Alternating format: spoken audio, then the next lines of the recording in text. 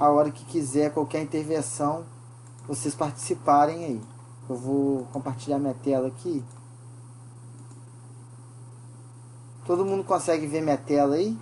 Não, né? Que eu não compartilhei ainda.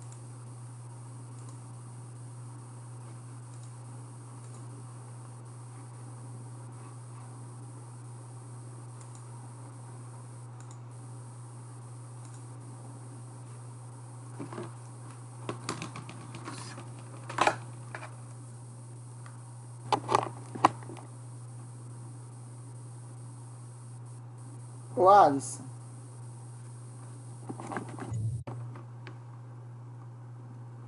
Alisson, você tá me escutando legal aí? Tô escutando. Deu uma agarrada aqui. Tá aparecendo os slides aí?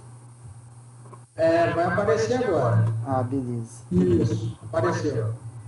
Beleza. Então, pessoal, como eu disse aí, nós vamos falar sobre os conceitos básicos do computador. Então, tudo aquilo que envolve o computador em si, né? Todos os conceitos bem básicos ali, que é muito aproveitado, o Alisson que não me deixa mentir, é muito aproveitado em nossas avaliações. Então, é importante que vocês estejam com o caderno aí aberto, ou alguma coisa que vocês possam anotar qualquer dúvida e principalmente qualquer informação importante que a gente passar.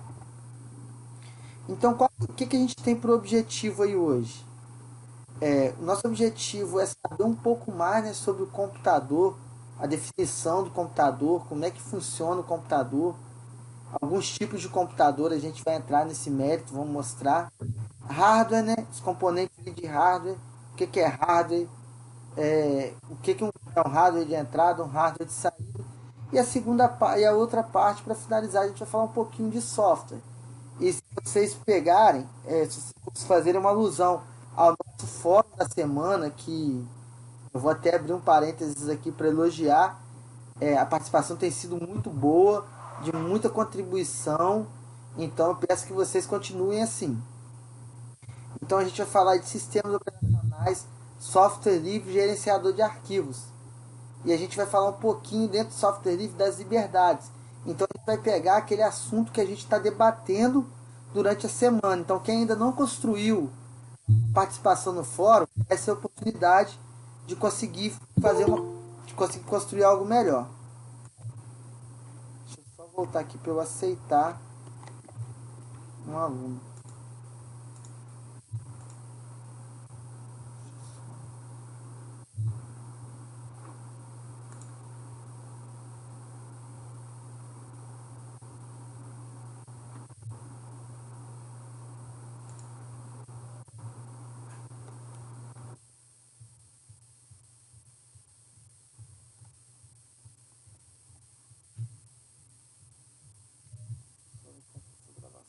Tela nossa.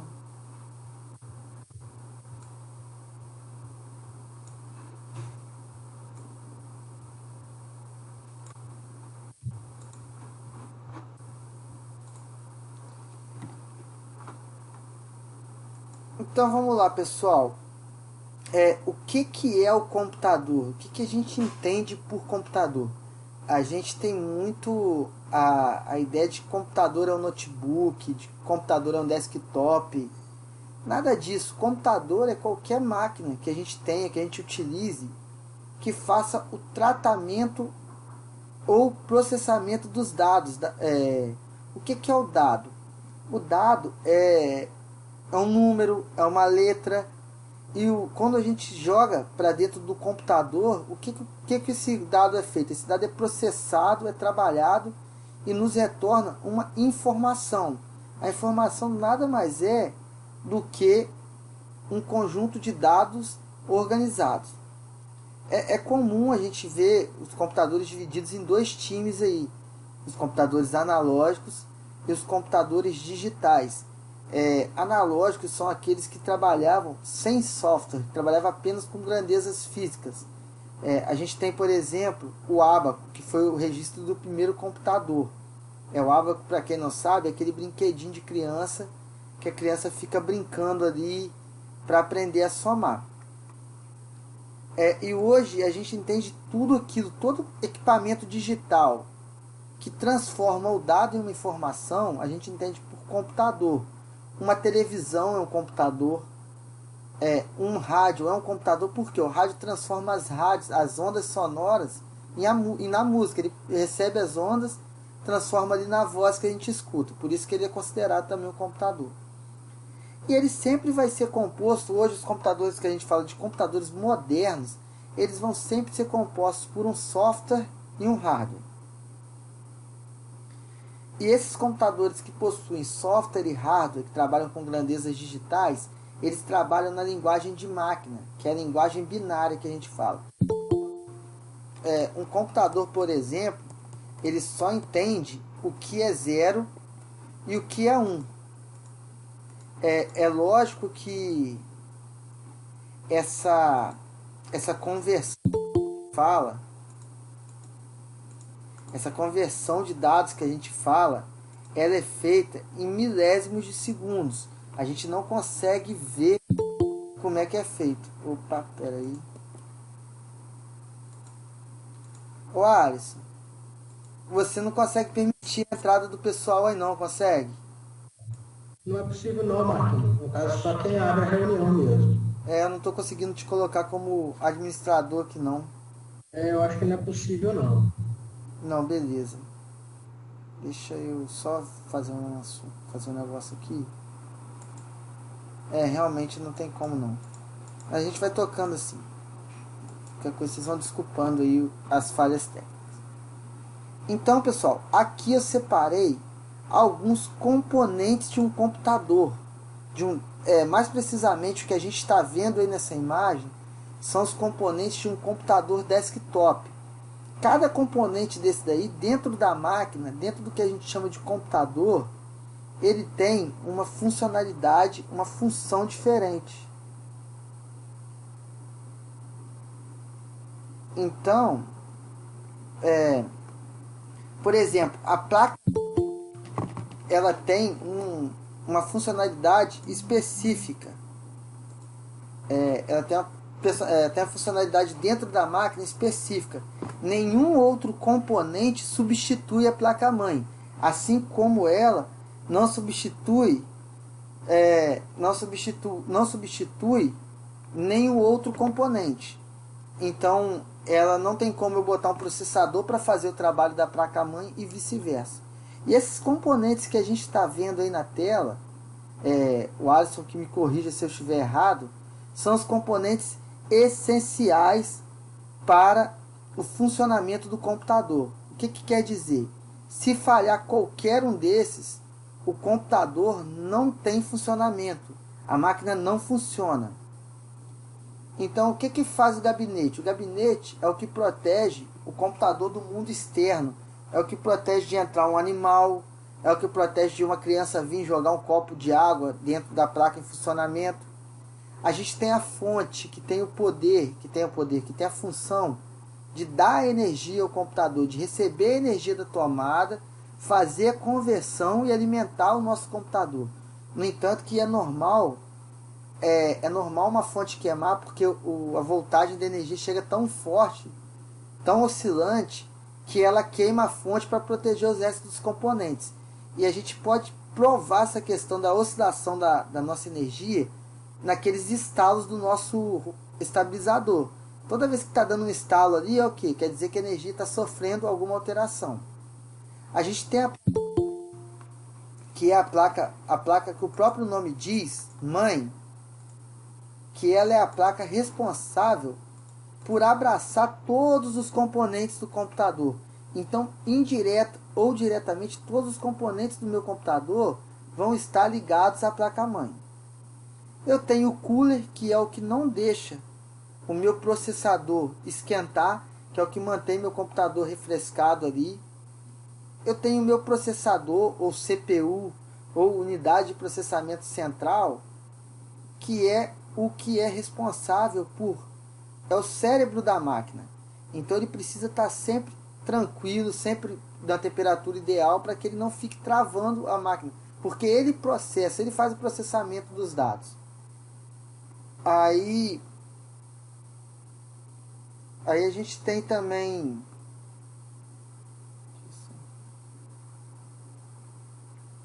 Aí a gente tem também a memória, né, que é a memória RAM, que tem o objetivo ali de armazenar os dados momentaneamente. Então, os dados, toda vez que a gente fala da memória RAM, a gente lembra de uma memória temporária, que se é apagada e reescrita a todo momento. Então, o teste da gente ver a memória RAM, um teste clássico da gente ver a memória RAM funcionando, você pega o seu computador, você copia um arquivo e você reinicia o seu computador. A hora que você for colar, você vai ver que não está disponível. Por quê?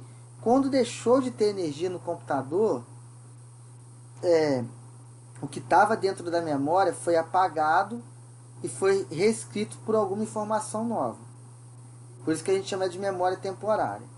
E a gente tem um HD, que é a memória de armazenamento bruto, dos dados de maneira bruta, onde armazena todos os dados ali. Nossos arquivos em massa ficam todos no HD. Alguém está afim de fazer alguma ponderação? Alguém quer falar sobre o tema?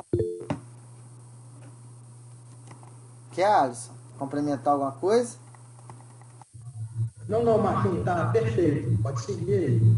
Alguma dúvida aí no chat? Boa noite aqui, chegada agora da Engenharia de Produção. Boa noite, Charles. Seja bem-vindo. Beleza. Continuam vendo minha tela aí normal, né? Tranquilo, tranquilo.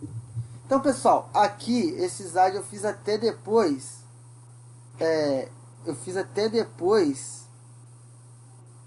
Depois até que eu passei para vocês o PowerPoint lá. Comparei para vocês. Oi? Desculpa aí, será que você pode repetir o HD? O HD? Beleza. Parece que está pedindo para repetir. Por favor. Beleza. Isso. Obrigado. Vamos lá, vamos repetir o HD. O HD, que hoje existe até o SSD, existe o disco rígido, que a gente chama de disco rígido. O HD, ele é responsável por fazer a armazenagem permanente das nossas informações. Então, um arquivo, ele fica salvo no HD, certo? Então, uma música, um texto, um vídeo, tudo isso fica salvo no HD. Porque a gente falou da memória RAM, que não tem o poder de armazenar nada. Então, a gente precisa, na nossa máquina, um dispositivo que armazene de forma permanente nosso computador. Por isso o HD. Tranquilo, entendidos?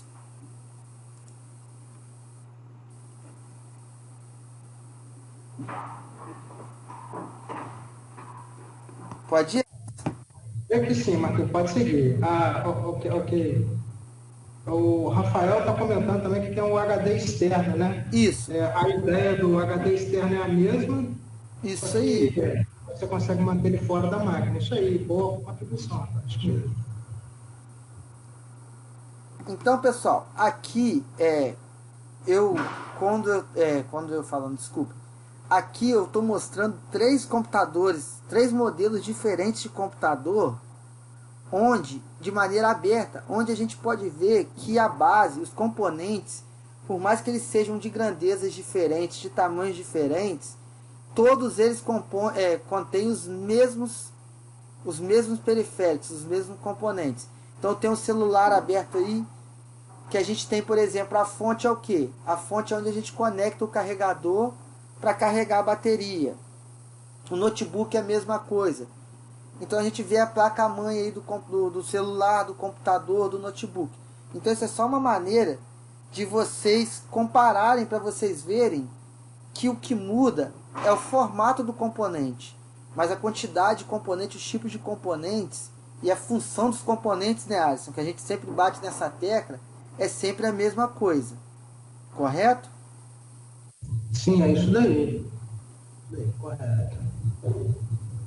O Marquinhos, o Gabriel aqui perguntou sobre se a placa-mãe queima, tem como recuperar alguma coisa no HD.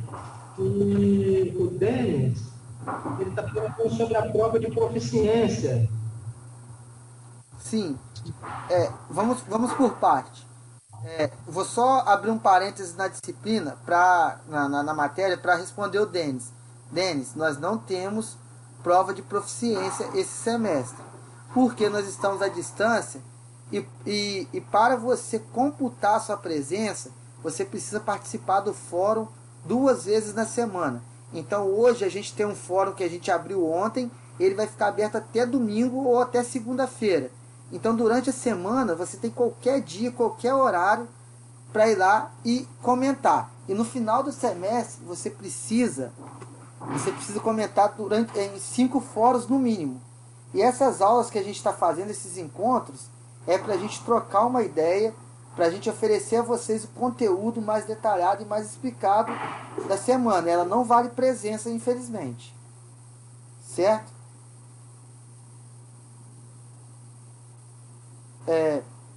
Respondido aí, Alisson? Respondido, Marquinhos. Opa.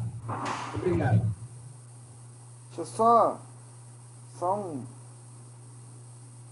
Então, pessoal, agora eu vou responder a dúvida do nosso amigo aí, referente às informações quando queima a placa-mãe. Como eu falei, os computadores, as peças, trabalham elas trabalham em conjunto, porém de maneiras diferentes. As nossas informações são todas gravadas dentro do HD. Então, o que isso quer dizer? Se meu HD não queimar, não tem problema. A minha informação está ali salva. Então, a gente entra de outro modo para recuperar. Certo? Entendido aí a dúvida?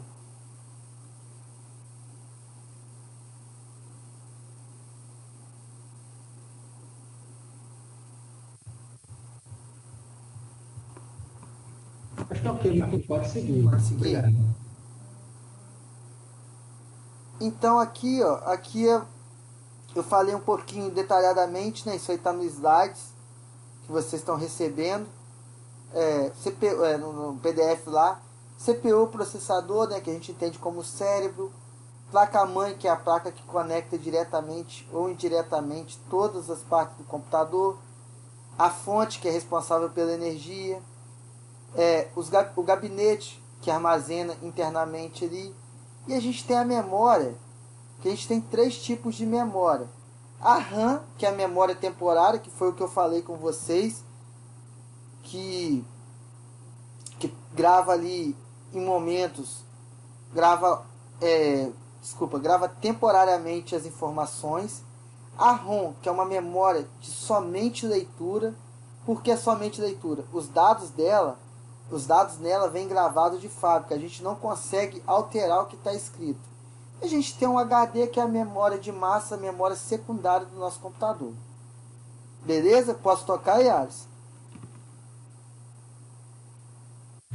Pode seguir. O Rafael está fazendo uma pergunta aqui. Gabinete, no caso, é o que conhecemos como CPU. Não exatamente, o Gabriel. Marquinhos, acho que vai agora falar sobre isso, né, Marquinhos? Isso, CPU, Gabriel. É Gabriel, né? Rafael, desculpa. CPU, Rafael, é a central, é a unidade de processamento central. A gente tem o hábito, muitas pessoas têm o hábito, é um hábito antigo e errôneo, de chamar o gabinete de CPU. São 2 componentes diferentes. O gabinete é aquela caixa, é a caixa que recebe todos os nossos componentes. O CPU não. O CPU é um processador, é um chip bem pequeno. Olha aqui, ó, nessa imagem aqui que eu voltei, ó, o gabinete, né? A gente tem como essa caixa. E o CPU, a gente tem aí, aqui, ó, esses 2 objetozinhos pequenininhos. Num celular, o que é o gabinete? A carcaça do celular. Então aqui, ó, a gente tem toda essa caixa aqui, ó, de gabinete. E o CPU está debaixo dessa ventoinha aqui, ó. Ele fica sempre escondido, recebendo a refrigeração. Alisson, tá tranquilo aí? Tá tranquilo, pode seguir. Só um minuto, Marquinhos. Denilza, a placa de um notebook, geralmente, depende muito do fabricante, do tempo. Por exemplo, eu já precisei de uma placa de um notebook que tinha 6 anos de uso e não consegui. Eu só consegui achar no Mercado Livre, mas era uma placa usada. Então é assim, e o custo é muito alto, entendeu? Então, dependendo, assim, se for, por exemplo, uma máquina de estimação ou um caso muito específico, vale a pena você trocar, mas é complicado. O custo é alto também. Mas na maioria, 99% das ocasiões, não vale a pena. O melhor é você jogar aquele notebook fora e comprar um mais moderno. O custo-benefício não dá nem para comparar. Ok? Isso aí. É igual o Alisson falou, aqui pessoal, a gente vê uma placa-mãe de um notebook. Elas têm, dependendo do fabricante, elas têm soquetes diferentes, elas têm caixas diferentes, elas têm formatos diferentes. Então é muito complicado a gente achar uma placa-mãe compatível com o nosso notebook. Então, geralmente tem pessoas, existem técnicos eletrônicos que conseguem recuperar a placa-mãe trocando um chip, trocando um capacitor, né, Alisson? Então, mas nunca fica a mesma coisa. A gente sabe disso. Então, se Sim, você tem um sim. notebook, você tira o que você pode aproveitar para um outro, tipo a memória, o HD, porque qualquer HD, seja do notebook ou do computador, a gente pode transformar em um HD externo, né? Então, a gente pode aproveitar algumas coisas sim. Mas essa questão de carcaça, é melhor a gente ou vender, ou vende no Mercado Livre. Tem muita questão de vender com problema, especifica o defeito, porque às vezes tem uma pessoa que deu problema na tela, no mesmo notebook, e ele não está achando a tela, ele compra a carcaça do seu para aproveitar para ele.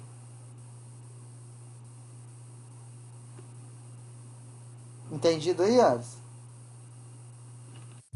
Entendido, pode seguir. Obrigado. É... Aí agora a gente vai falar sobre os dispositivos, os periféricos de entrada e saída. O que é entrada e o que é saída?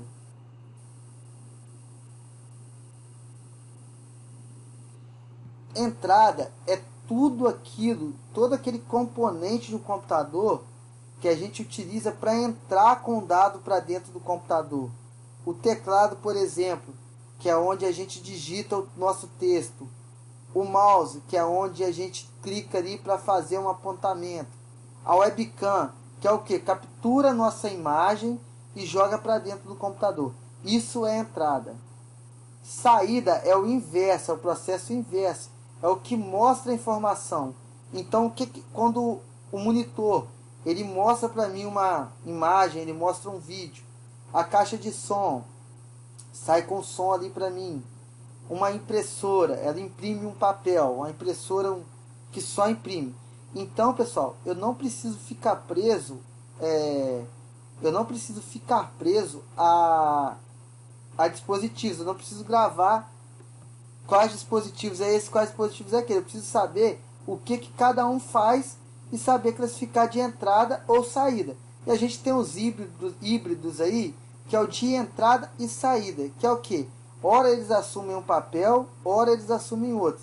A impressora multifuncional. Por quê? Uma hora ele escaneia, outra hora ele pega e imprime. Por isso a gente chama ela de entrada e saída. O modem de internet, que faz toda a filtragem da nossa, o que entra e o que sai ali, ele entra na nossa rede, né? Um pendrive, que eu tanto consigo enfiar um arquivo no meu computador pelo pendrive ou retirar. É importante, eu vou dar uma pausa aqui para vocês anotarem, eu sei que falei um pouco rápido, e esclarecerem qualquer dúvida, que isso daí é uma pergunta certa de prova, né, Alice?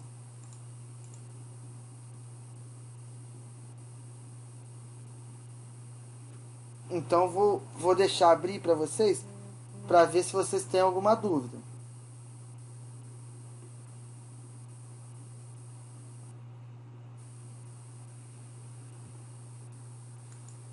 Acho que não, né, Alice? Pode tocar aí, né?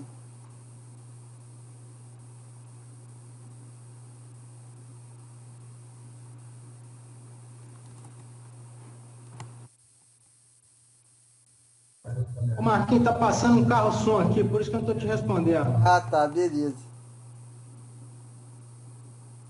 O fone de ouvido seria um dispositivo de entrada e saída. Na verdade, o Charles, a gente tem que separar o fone, o que a gente tem de... Porque o fone de ouvido, a gente só escuta a parte do fone. Onde a gente fala no microfone. Então o fone é diferente do microfone. O fone é a saída e o microfone é a entrada.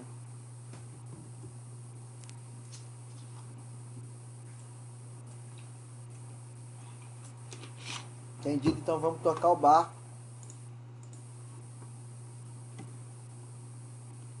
Aí a gente vem para a parte gostosa, que é a parte do hardware, que é a parte do software, desculpa. O que é o software? O software, deixa eu só voltar ali que eu esqueci de passar uma informação para vocês. O que a gente entende de hardware, gente? Eu falei de hardware, mas não falei o que é hardware. Hardware é a parte física do computador.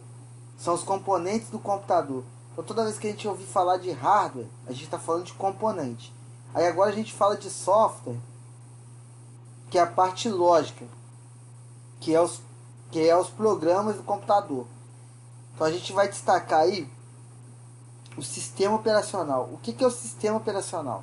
O sistema operacional é o software responsável por traduzir a linguagem humana para a linguagem da máquina e vice-versa, certo?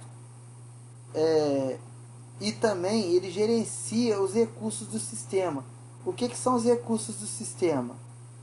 O que um HD faz, o que uma memória faz, o que um processador faz. Então ele gerencia, porque a hora que você manda uma ordem para o computador, ele pega e entende assim, opa, peraí, vamos entender aqui, essa requisição é para salvar um arquivo, então ele está pedindo que a memória leve esse arquivo até o HD. Não, eu estou pedindo para fazer uma conta, então o processador processa essa conta aí. Então ele faz esse meio de campo. Eu sempre eu sempre uso essa frase aí, ó. Os sistemas operacionais usam uma interface que permite às pessoas darem ordem ao computador. O que ele faz? Ele permite que o computador entenda a nossa linguagem e a gente entenda a linguagem da máquina. Quem é mais antigo aí, se tem alguém que mexia no computador antes da modernização dos sistemas operacionais, eu não sei se o Alisson chegou a trabalhar com essa parte, Alisson, mas que tinha os DOS da vida. Ô, Matheus, eu não sou antigo não, cara. Não, então, que a gente tinha os DOS da vida, que a gente tratava os computadores através de linhas de comando. Então, é verdade. Era muito complicado. Deixa eu melhorar assim. Era muito complicado. Ô, então, Marquinhos, oi. Se você me permitiu fazer só uma lembrança aqui para o pessoal. Isso. Com relação a sistemas operacionais, é importante você ter em mente que o sistema operacional ele controla o hardware. Essa é uma característica muito importante do sistema operacional, entende? Então, se alguém te perguntar sobre sistema operacional, você precisa citar isso. Essa característica não pode ser omitida, ela é fundamental. Outra característica também é que ele provê recurso para os aplicativos, né? Então, essa é outra característica. E a terceira, que é a que a gente mais consegue enxergar, que é a que ele gerencia o computador, aí oferecendo interface para o usuário, oferecendo entrada e saída, e por aí vai. Então, essas características de uma prova não podem ser omitidas. Lá no fórum, pessoal, aliás, no fórum, eu estou puxando um cadinho mesmo lá com vocês, mas é para ajudar vocês, tá? A propósito, o aluno que tirou um parabéns garrafal, e aquele que teve uma, vamos dizer assim, uma reputação total, que eu acho que não foi o caso de ninguém, mas é tão importante não, tá? Aliás, a probabilidade de um que tirou um parabéns garrafal ser reputado uma prova no fórum é a mesma de um que foi reputado um parabéns. Então, assim, o importante é participar, e também tem o detalhe que tudo é normal, tá certo? Então, com relação às perguntas, eu fiz umas ponderações lá, mas é para ajudar vocês na questão de, na hora da prova, vocês não terem dificuldade para tirar uma nota boa. Então, vocês não ficam assim. Aqui a gente está tudo em casa, tá? Você não precisa de ficar constrangido. Se eu falar, ó, dá mais uma luz aqui e tal, é tudo tranquilo. Tá certo? Então, Ô Alisson, não se deve vista essas características do sistema operacional, beleza? Alisson, o pessoal meio que não escutou muito, seu áudio ficou um pouco. Eu vou eu vou traduzir um pouco assim, vou repetir um pouco o que o Alisson falou aí resumidamente. O Alisson falou a questão dos fóruns, né? Que ele tá puxando um pouquinho, que é para vocês ficarem à vontade, para vocês entenderem que lá a nossa função é preparar o máximo possível vocês para a avaliação. Então a gente vai questionar qualquer comentário que esteja saindo um pouco da linha, ou a gente, não é nem por questões de vocês estarem querendo. Às vezes vocês pegam uma informação e não fica bem tratada. Então a gente está tratando isso. Ele falou a questão dos sistemas operacionais fazerem esse meio de campo dos recursos do sistema, que a gente nunca pode deixar de falar isso numa avaliação, né? Que os sistemas operacionais provê ao usuário que utilize os recursos do sistema. Então a frase aí, Úrsula, está aí na tela, que é a questão do sistema operacional é o que permite a gente dar ordem aos computadores, que permite que os computadores entendam o que a gente quer, porque é como se, eu costumo fazer uma alusão bem assim, bem chula mesmo. A gente quando viaja para um país fora, se a gente quer comer, se a gente quer se comunicar, a gente precisa, se a gente não fala o idioma, a gente precisa de alguém para traduzir, para permitir que a gente peça uma comida, que a gente peça uma bebida, que a gente peça uma informação. E o sistema operacional faz isso em relação nós usuários com a máquina e a máquina com nós, porque a linguagem que a gente fala é muito diferente da linguagem que o computador entende. Então é isso que a gente quer passar para vocês. E sempre tem um questionamento, eu não sei se o Alisson também concorda, muitas pessoas perguntam assim, poxa, por que o computador não usa a linguagem natural, a linguagem humana? É porque foram feitos estudos onde chegaram que é muito mais rápido o computador traduzir a linguagem binária, ele entender a linguagem humana e fazer a tradução para a linguagem binária, né, do que ele compreender a linguagem natural, do que ele falar em linguagem natural. Não é isso, Alisson? É isso aí, é mais fácil, o processamento ele é mais barato e mais simples, por incrível que pareça, ser feito dessa forma, fazendo a tradução e depois é feito a tradução de ida e de volta, né? É isso aí.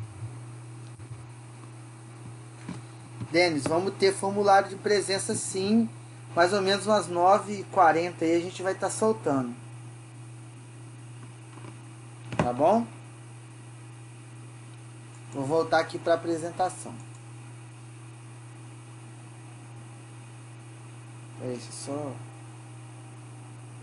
ver como é que tá nosso tempo. Beleza. Então aqui, pessoal, tem alguns exemplos de sistema operacional. A gente tem aí o Mac, que é o da maçãzinha, né? Que ele é aplicado em dispositivos da Apple aí, né? Da Apple, que é os notebooks, os MacBooks, as TVs, os celulares. A gente tem o sistema Android, que é o sistema aí dos celulares mais utilizados no mundo atualmente. Ele domina o mercado. Várias empresas utilizam o Android como base. E a gente tem sempre uma comparação entre o Mac e o Android. Qual que é melhor, qual que é pior. a gente entende o seguinte: são são sistemas diferentes. O Mac é um sistema fechado, é um sistema onde só a Apple tem direito de uso. Então você não consegue comprar um notebook fora da Apple e instalar o iOS. Você não consegue comprar um celular diferente e instalar o iOS. O Android não. O Android, várias empresas trabalham com Android. A gente tem aí LG, Sony, Samsung, Motorola, Xiaomi. Então várias outras empresas utilizam esse sistema operacional por ele ser um sistema aberto. A gente tem o Windows aí, que é o mais utilizado para desktops, né? E outra coisa que compara assim, existe muito mais vírus para Android do que para iOS. Isso é uma questão lógica, pessoal. O Android são muitos usuários, então é muito mais fácil você atingir um usuário quando se tem muitos do que quando é um grupo fechado. A gente tem que entender que o Mac, a gente paga por ele, a gente paga caríssimo por ele. Então, é o que eu sempre falo, não sei se o Alisson concorda comigo, né, Alisson? Quando eu falo do Mac, por que o Mac é rápido? O iPhone é rápido? Porque o iPhone ele fez toda uma arquitetura para o sistema operacional dele. Então é a mesma coisa que eu pegar uma Ferrari ali, eu pego o Mac. A Ferrari produz ali toda a aerodinâmica para o motor encaixar ali e fazer um puta carro. Mas eu não consigo pegar, por exemplo, se eu pegar, por exemplo, um motor de uma Ferrari e colocar no Fusca, não vai dar certo. Por quê? O Fusca não foi feito para receber um motor de Ferrari. E o sistema Android não. O sistema Android está em diversos aparelhos. Então ele tem adaptabilidade.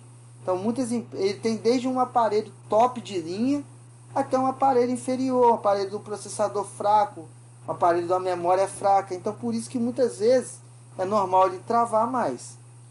E o Windows aí é o que atinge a grande escala. Apesar de não muitas pessoas terem o Windows é um sistema pago, você tem que comprar ele. Lógico que muitas pessoas usam os piratas, né? Aí a gente tem alusão aí o Android, a gente tem esses 3 sistemas da Linux aí, ó. O Kurumin, o Ubuntu e o Debian, que são 3 sistemas da Linux, Linux, né? Porém de distribuições diferentes, são pessoas diferentes que desenvolveram eles, e todos eles se encaixam no perfil de software livre. Então aqui eu falo o que é uma distribuição Linux. Ô Marquinhos, Oi? só uma notícia antes de você seguir na distribuição, que a Samira pediu para a gente repetir sobre o sistema operacional. A gente falou que ele gerencia o hardware, essa é uma característica muito importante. A segunda característica é que ele gerencia toda a máquina, ou seja, ele provê entrada e saída, ele provê interface do usuário e ele provê recursos para os aplicativos. Porque o Marquinhos vai falar agora, o sistema operacional em si, ele não serve para muita coisa, tá certo? Você não abre o seu computador para usar o sistema operacional. Você abre o seu computador para usar o navegador, para usar o editor de texto e planilha, para ouvir música. E esses softwares são diferentes. É o que a gente chama de aplicativo. Só que para o aplicativo funcionar, ele precisa que o sistema operacional proveja esses recursos, certo? Então controla o hardware, gerencia a máquina e provê recursos para os aplicativos. Se você citar essas 3 características mais detalhadamente, você consegue uma boa nota na prova. Obrigado, Marquinhos. Acho que eu respondi, né? Não, respondeu, isso aí. Qualquer coisa você fala aí, Samir. Se ficar alguma dúvida. Por nada. Então, pessoal, aí aqui agora eu tenho a distribuição Linux. O que é distribuição Linux? Eu pego a base do o que a gente chama de kernel do Linux e adiciono a eles uma coleção de programas específicos, criando assim uma distribuição. O Windows a gente trabalha com o sistema com a ideia de versão. A gente tem lá desde o Windows XP, o Windows 7, o Windows Vista, o Windows 8, o Windows 10. E todos esses direitos estão reservados à empresa Microsoft. A Microsoft. Já o Linux não. O Linux trabalha com distribuição. Então alguém pega o kernel do Linux, que a gente vai entender isso mais, essa questão de distribuição, a gente vai entender muito quando a gente falar de software livre. A gente pega a base do sistema e faz algumas adaptações, algumas modificações e transforma em um sistema personalizado. A gente tem aí um software muito legal que a gente chama de Linux educacional. O que é o Linux educacional? Ele pega a base do Linux, adiciona ferramentas para educação. Então tem vários conjuntos de ferramentas. Ares, se você quer complementar alguma coisa sobre as distribuições Linux? Ô Marquinhos, eu acho que eu estou com um problema no meu áudio aqui, eu estou recebendo um feedback aqui, então eu vou poupar o pessoal do áudio ruim, por enquanto. Não, tranquilo. Pessoal, obrigado. Vocês querem que a gente volte alguma coisa aí?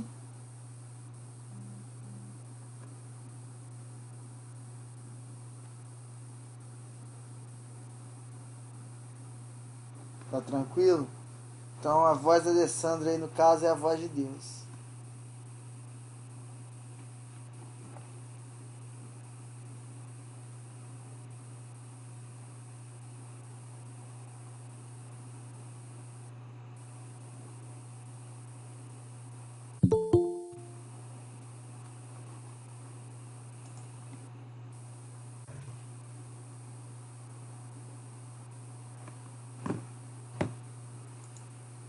Então, pessoal, vamos lá.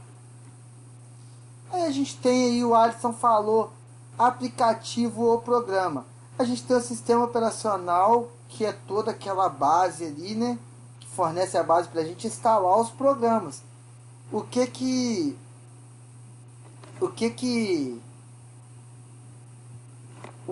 é o programa? O que é o aplicativo? Ela é uma ferramenta para fazer um trabalho específico na nossa máquina. Então, a gente tem, por exemplo, aí os processadores de texto. O que o processador de texto faz? Ele faz e digita um texto. O que um processador de cálculo faz? Uma planilha de cálculo. Ela faz cálculos. Então a gente tem aí o navegador de internet. O que o navegador de internet faz? Permite que o usuário navegue na internet. Então, gente, anotem isso daí também, que é importante. O que cai sempre na prova, o que é um navegador de internet? Navegador de internet nada mais é do que o próprio nome já diz, programa que a gente utiliza para acessar a internet, para navegar na internet. A gente acessa um site através do navegador.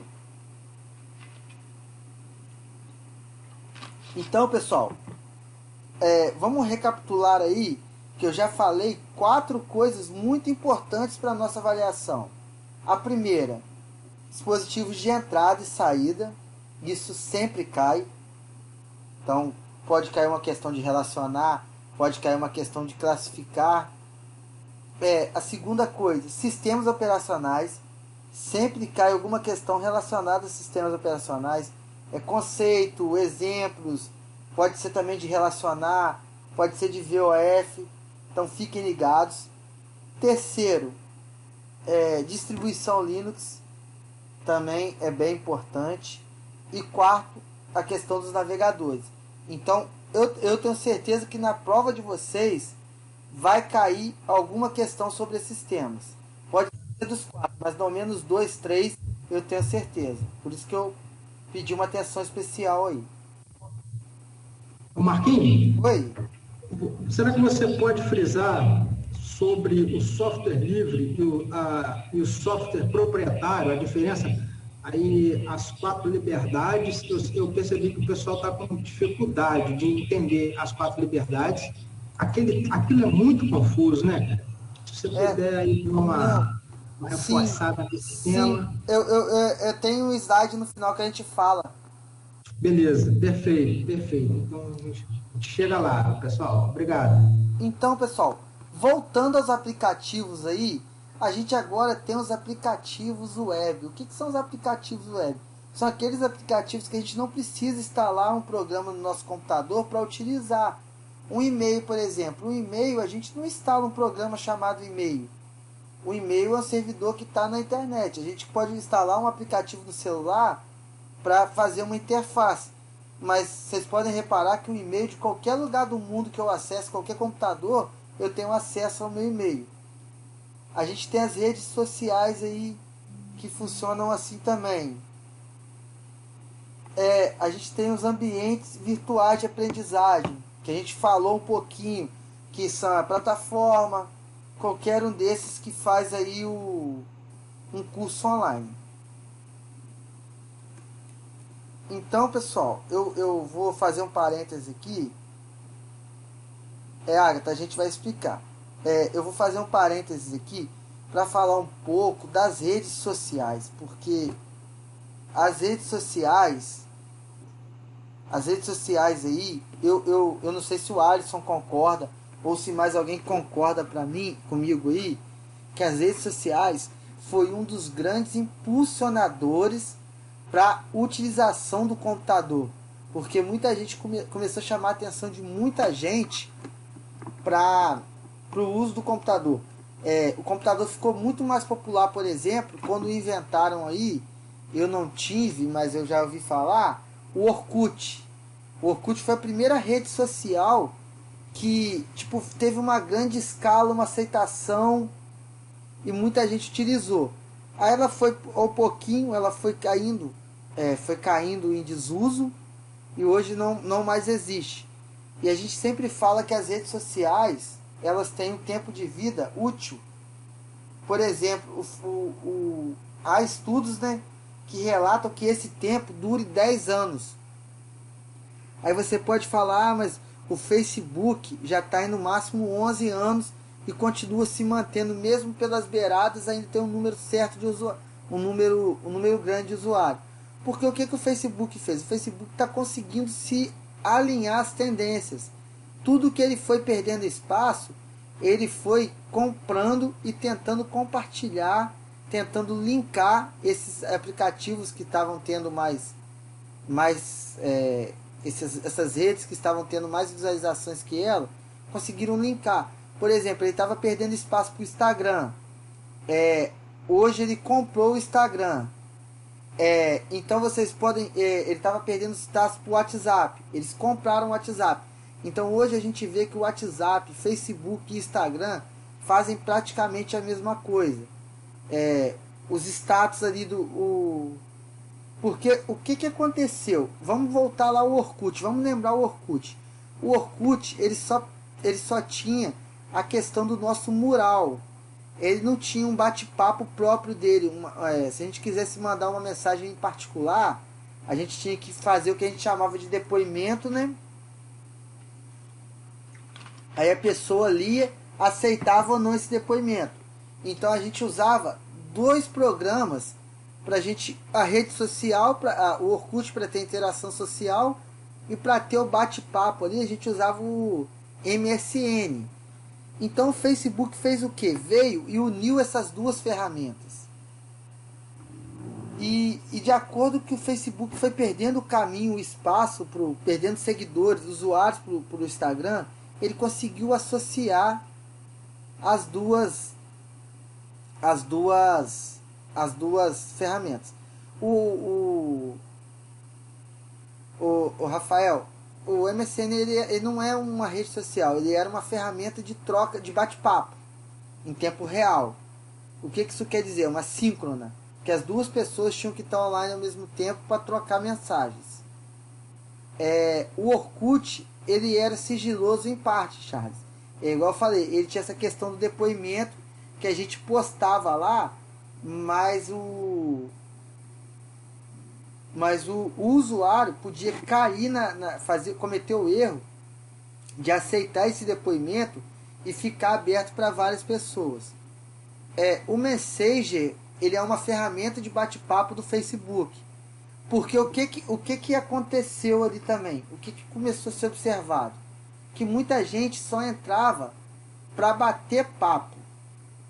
Para bater papo. Então, o Facebook, ele, para não perder o usuário, porque ele estava vendo que a pessoa estava deixando de usar o Facebook para usar o WhatsApp, ele desmembrou, ele criou o Messenger e separou da rede social. Para a pessoa, eu não quero instalar o Facebook no meu celular, mas eu instalo o Messenger. Ou vice-versa. Então isso é tudo uma jogada, um estudo das empresas, assim. Tem pessoas, quem é a gente para tentar discutir as estratégias, porque eles têm pessoas altamente capacitadas para discutir essas estratégias, para tentar chegar, atingir o máximo possível lá. Ô Marquinhos, o Oi? pessoal da administração e, se eu não me engano, o pessoal do marketing, da engenharia de produção, eu acho que eles veem marketing. E aí, pessoal, isso aí pode ser assunto para vocês aí no futuro. Estou fazendo um adendo aí sobre Isso aí. a estratégia de marketing. E outra coisa, gente, as redes sociais hoje viraram viraram uma fonte de renda, um emprego, uma profissão. Hoje a gente tem aí os administradores de redes sociais, a gente tem os digitais influencers aí que ganham vários seguidores. Então isso daí é muito importante. Então elas vieram para movimentar os usuários. Então hoje qualquer usuário comum pode ser um digital influencer, não precisa de um conhecimento muito a fundo de informática, de tecnologia.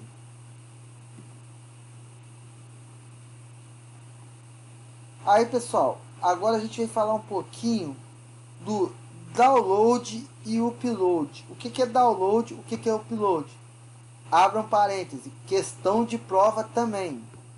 Download, ato de transferir o arquivo de um computador remoto para o nosso próprio computador.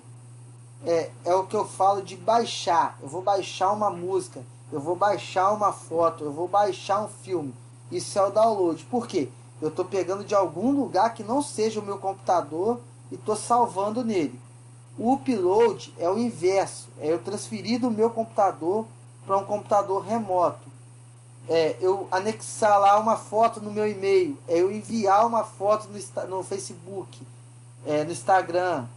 É eu mandar uma atividade na plataforma. Eu estou fazendo upload. Eu estou subindo um arquivo. Certo? É bem simples assim. Download, vocês lembrem de down, de baixar.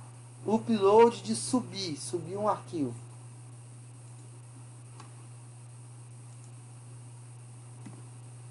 Aí a gente tem aí também questão do nosso fórum, clássica aí, gerenciador de arquivo. Gerenciador de arquivo é aquele programinha do computador que organiza o nosso HD, que organiza a bagunça que o nosso computador é. Ele organiza, ele renomeia, ele cria, ele apaga um arquivo, ele faz a manipulação de todo um arquivo. E o que é um arquivo? Um arquivo é uma informação gravada no nosso disco. Então, ali, uma música é um arquivo, um texto é um arquivo, um vídeo é um arquivo. Então, aqui eu falei um pouco da extensão de arquivo, né?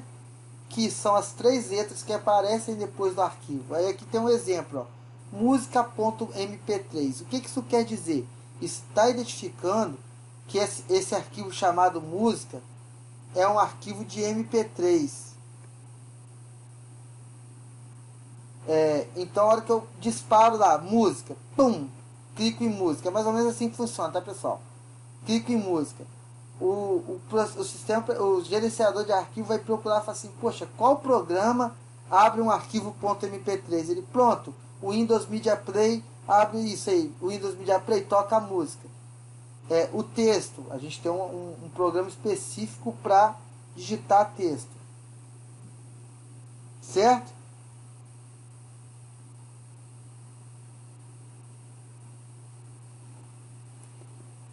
Você tá tranquilo o bate-papo aí? Tranquilo. O Rafael está fazendo uma pergunta aqui. Gerenciador de arquivo e Ctrl Alt Del. deixou meio que assim, meio em aberto, né, Rafael? A ideia, Não, tipo, não, o Rafael tá falando disso aqui, o Alisson. Ó. Contra Alt Del é o gerenciador de tarefas. gerenciador de tarefas. Isso, é diferente. Do Windows, né? Do Isso. Windows. O gerenciador de tarefas é o gerenciador de tarefas. O gerenciador de tarefas, ele gerencia as tarefas que estão abertas no meu computador. Então, às vezes, um programa lá está dando zica e não quer fechar. Eu abro o gerenciador de tarefas e fecho esse arquivo por lá. Esse arquivo não, desculpa, esse aplicativo por lá. É uma coisa um pouco avançada, porque a gente fala de processo, dos processos que a máquina faz, das tarefas, a gente vê qual que está consumindo muita memória. Isso é uma parte analítica ali, mais para diagnóstico. Úrsula, o vídeo é MP3? Não, o vídeo geralmente é MP4, MPEG, tem vários formatos aí, WMA, MP3 é música.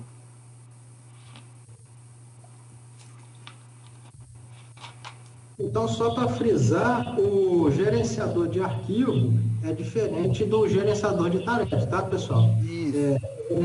Ambas são ferramentas diferentes para objetivos diferentes.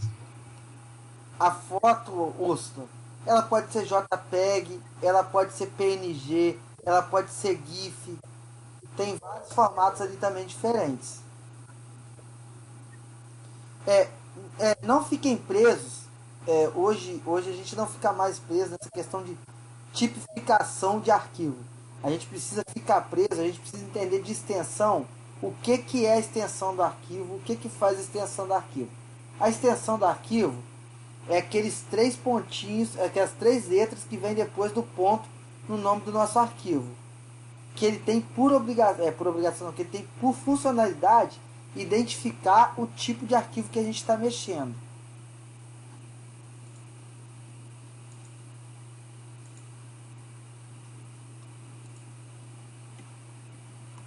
Então, pessoal, vamos lá, vamos falar um pouco de software livre. O software livre é um programa, né, um aplicativo, o próprio nome já diz software, de computador que pode ser usado, executado, copiado, modificado e redistribuído gratuitamente. Calma aí, não assustem. A gente vai falar um pouquinho do que é isso daí. O que eu preciso a princípio agora deixar claro para vocês. Um software livre, ele trabalha com a questão que a gente chama de liberdade, que são as 4 liberdades. O que isso quer dizer? As 4 liberdades de software livre. A primeira, a gente chama da liberdade de executar. O próprio nome já diz. Eu não posso ser impedido de executar esse software em qualquer computador. Ele tem que executar em todos os computadores. Ele não precisa saber se o computador é para uso profissional, comercial, para uso pessoal. Ele não pode determinar usuários. Ele quer dizer o quê? Todo usuário pode utilizar um software livre. Primeira liberdade. Segunda liberdade, estudar um software livre. O que é estudar um software livre? A gente sabe que existe uma documentação, as linhas de código, quando a gente... isso é uma coisa avançada, tá, pessoal? A hora que eu falo linha de código, é uma coisa de programador. O programador fez lá, programou o seu código. É como se fosse a planta da casa. A partir do momento que ele programa o código dele, ele tem um documento. Se ele decide que esse software vai ser livre, ele libera o acesso de todo mundo a esses documentos. Então a gente não tem a questão do plágio, né, Alisson? Sim, é verdade. O software Usando livre, o livre tá legal. ele executa, o software livre, ele extermina a questão do plágio, a questão da pirataria. Por quê? O software livre, ele trabalha com o conceito que a pessoa precisa dar apenas a propriedade intelectual de quem criou. Então ele deixa especificado na documentação dele que aquilo ali é um software livre, que ele pegou e aquilo ali foi baseado talvez em outro software ou algum novo software pode se basear nele. que vem a questão do aperfeiçoar. O aperfeiçoar está totalmente ligado com estudar. O que o aperfeiçoar faz? Ele pega a base ali e modifica, faz uma atualização. Um exemplo bem clássico que eu costumo usar. Eu programei uma calculadora simples, certo? Eu fiz lá meu código ficou prontinho, bonitinho, calculadora simples. O Alisson vai programar uma calculadora científica. Então a gente sabe o seguinte: a calculadora científica, ela tem toda a programação da calculadora básica, da simples, adicionando ali, né, as funcionalidades da calculadora científica. Quer dizer que o Alisson não precisa pegar e começar do zero. O Alisson pode pegar a minha calculadora simples que está pronta e simplesmente aperfeiçoar para transformar, fazer um upgrade nela para transformar ela em uma calculadora científica.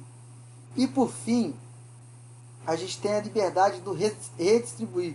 O que é redistribuir? Eu pegar e sair distribuindo cópias à vontade. Lembra dos direitos autorais? A gente não tem essa questão de direitos autorais. Eles são livres. O software livre é livre. Tendo em vista que é diferente, por exemplo, a gente tem muita confusão, pessoal, entre software livre e software gratuito. Eu vou dar um exemplo de software livre e um exemplo de software gratuito para a mesma funcionalidade. A gente tem hoje o LibreOffice, desculpa. A gente tem hoje o Mozilla Firefox. O que o Mozilla Firefox é? É um software livre de navegação na internet. Eu não pago nada para instalar, eu instalo em qualquer máquina, eu posso distribuir cópias dele à vontade. E eu tenho, por exemplo, o Google Chrome, que é o concorrente do Mozilla. Mas o Google Chrome ele é um software gratuito. Por quê? Eu posso instalar ele tem os requisitos de máquina lá, mas eu não posso estudar ele, eu não tenho acesso à documentação dele, eu não tenho acesso eu não posso aperfeiçoar nada. Eu posso até redistribuir. Porém, se ele não atende às 4 liberdades, ele não é um software livre. Então a gente vai lançar um desafio lá para o fórum, quem está participando, a gente vai lançar um desafio agora para vocês pesquisarem, utilizarem aí a grande rede para pesquisarem sobre software livre, exemplos de software livre. Porque se a gente der os exemplos, vai ficar meio sem graça. Então vocês pesquisem lá e vão surgir exemplos que vocês vão ver que podem ser utilizados no dia a dia. E a gente vai ter sempre um paralelo, a gente sempre vai poder traçar um paralelo entre um software livre e um software gratuito. E o software proprietário, que o Alisson falou aí, é um software que a gente paga. É um software que tem um proprietário. O próprio nome diz software proprietário. O software livre não é de ninguém. O software livre é de uma comunidade, né, Alisson? Por isso o nome software... Sim, Marcos, sim. Inclusive a gente tem algumas questões aqui que é assim que a gente vou colocar aqui na mesa para a gente debater. Isso. Então é um software que não é de todo mundo e não é de ninguém. Já o software proprietário tem uma empresa que detém os direitos dela aí, sabendo que qualquer coisa que a gente faça de ilegal, de errado ali, a gente está sujeito a um crime. Então a gente finaliza aí o que a gente tinha para falar. Eu deixo aberto as dúvidas. Esse material aí, essa aula, essa dinâmica, foi elaborada por mim e pelo Alisson em conjunto. E a gente espera que consiga atingir o máximo possível de pessoas aí. Estou muito feliz que hoje a gente, mais do que a primeira aula, a gente tem um número maior do que a primeira aula, que é sinal que a gente está conseguindo atingir várias pessoas diferentes. Eu vou ver aqui a questão da Luísa. Ô Marquinhos, eu vou te pedir para você quebrar o protocolo aqui. Vamos pela mais urgente. A Vitória está pedindo o formulário de presença, que o celular dela está com 3%, ela está na rua. Então, perdão a Luísa e a Ellen, é só por questões mesmo de urgência. Tá, vou lançar agora o... Pessoal, vocês estão vendo aí minha tela, né? Então, vocês estão vendo a planilha aqui, ó. Observem aqui, ó, a data, tá? Vamos, internet. A data. E aqui embaixo, ó, vou botar, mudar a data aqui.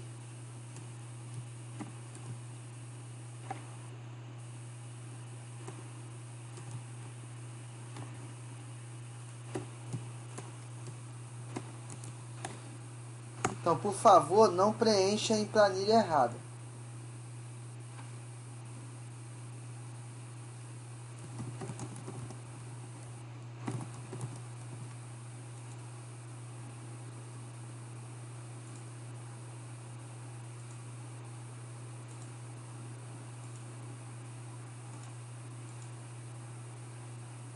Por isso que isso é o mais importante.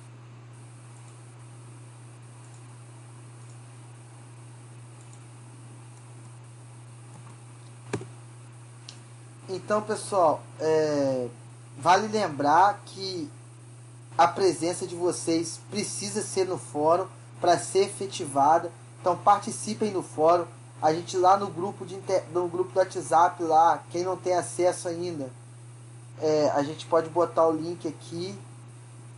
A gente está acompanhando tudo bem perto de vocês. Todo dia a gente coloca a lista lá. Então tá tudo muito bem mastigado para vocês, tá? A gente coloca a lista onde com apenas um clique vocês conseguem atingir lá o fórum. Úrsula, a gente pode anotar sim, mas a gente prefere que a gente está querendo ensinar uma nova tecnologia a vocês, então, e fica mais fácil, porque às vezes a gente embola demais, a gente não sabe o curso. Então, se você puder preencher, se você não puder, você bota seu nome e o curso aqui que eu boto lá. Eu vou responder aqui agora sobre a Luísa aqui, ó. Eu vi num documento na plataforma, muito legal, lendo a plataforma, que o software de domínio público, o programador abre mão dos direitos autorais. Mas no software livre, os programadores que mexerem lá no código usando licenças podem ter esses direitos. Mas como que eles vão ganhar esse direito? Na verdade, o Alisson, não sei se eu estou errado, né? Não é que eles vão ganhar o direito. O software livre, ele vai ter um documento em aberto onde um outro programador vai poder pegar e usar essa documentação. Ele vai ter que dar o direito de propriedade.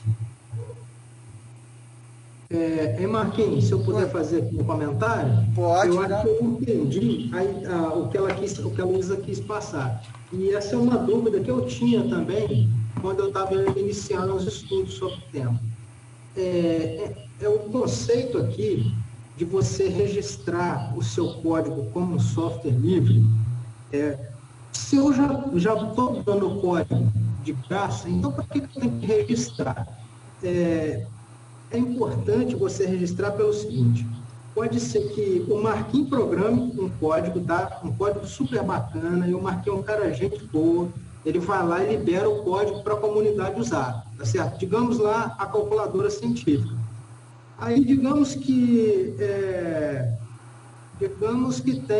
eu seja um sujeito mau caráter, e vou lá e pego o código do Marquinhos, eu vou numa agência, num departamento, num local onde faz as licenças, e eu registro o código do Marquinhos como sendo meu, e depois eu proíbo o Marquinhos e a comunidade de usar o código que ele fez. Eu posso fazer isso, entendeu?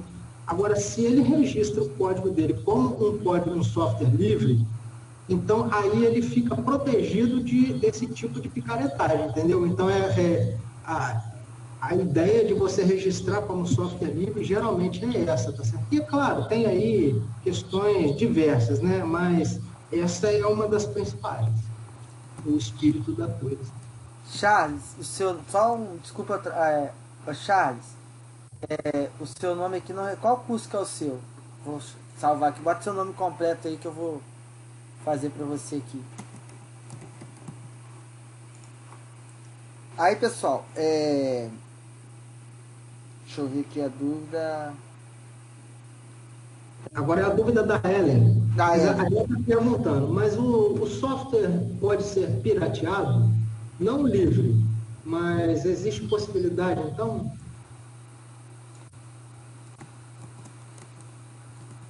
Então, o que que acontece? O software livre, eles não trabalham, a comunidade livre não trabalha com esse conceito de pirataria. É tudo liberado. A pirataria é o quê? O Windows, por exemplo, é eu pegar um CD do Windows que é pago e fazer uma cópia dele e vender e permitir que uma pessoa que não comprou o sistema, utilize o sistema. Isso daí é pirataria.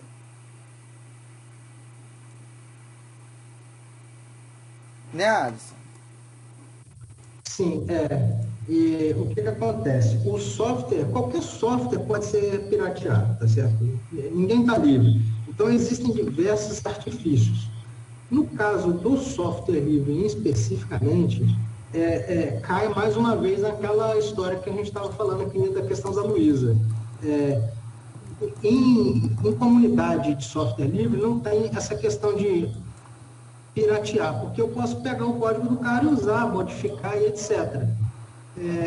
Mas tem a questão do registro por conta de roubo de código, né? De roubo de propriedade intelectual, tá certo? É o que eu te falei, se eu registrar o código do Marquinhos primeiro, eu posso proibir o próprio Marquinhos que programou o código de usar. Então, é assim, tem essas questões, mas piratear é mais a questão do software proprietário. Todos estão sujeitos a isso, tá?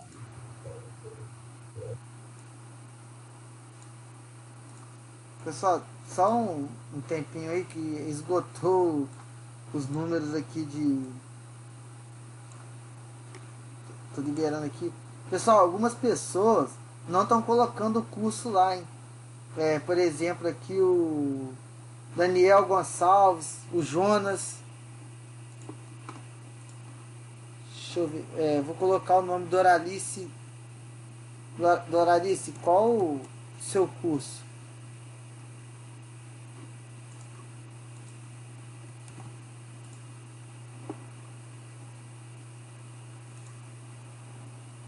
Deixa eu ver aqui.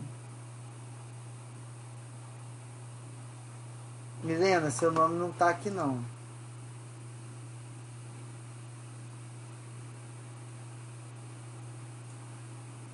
Qual é o seu curso, Milena? Tá lá. Então, pessoal, fiquem à vontade para perguntar aí, tá? É, a gente. Daniel, qual é o seu curso?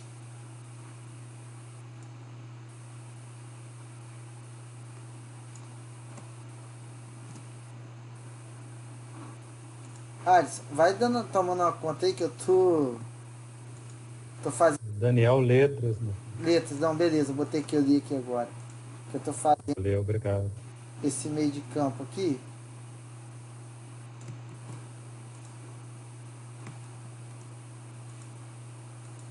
O Jonas está perguntando se o dele foi Jonas Honey.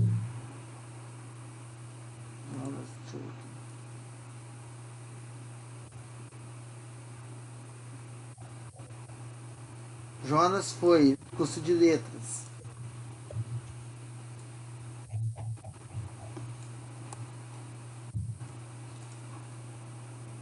Pessoal, eu vou fazer o seguinte aqui agora. Eu vou. Doralice, letras, tá? Eu vou só compartilhar aqui a tela com vocês, para vocês darem uma passada. Daniel Letras.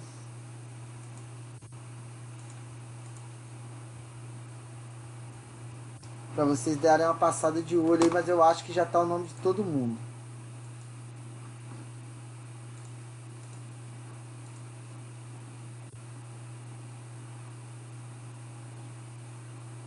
Ó, Lorena, Yara, e é muito nome, gente.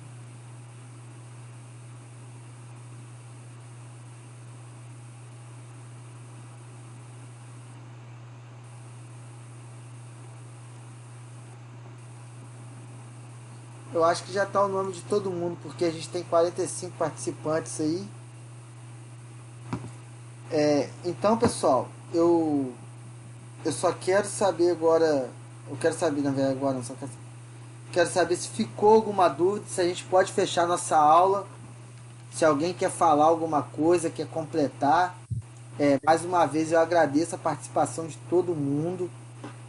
É muito importante. Peço que vocês continuem assim, participando dos negócios aqui, como participando dos fóruns. Eu queria mais uma vez pedir vocês para abrirem a câmera o máximo possível aí para a gente tirar uma foto legal aí.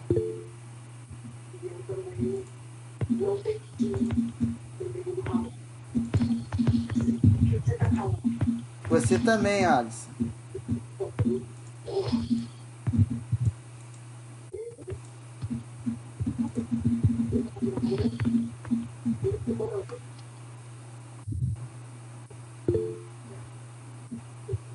Sim, Luan, sempre nesse horário, todas as quartas-feiras.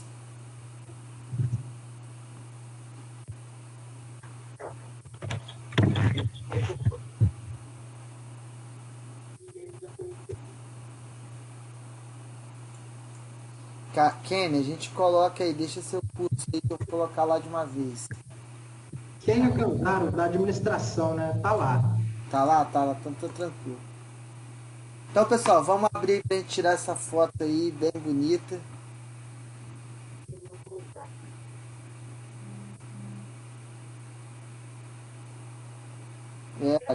Vai ser só nós dois, hein?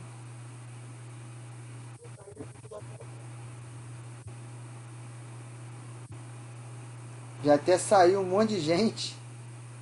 Tô fazendo até pose já. Hã? Tô fazendo até pose pra foto. Ah, é. O pessoal tá saindo assustado. Aí, Charles. Então, pessoal, deixa eu tirar aqui. Eu acho que eu printei aqui já. Deixa eu só.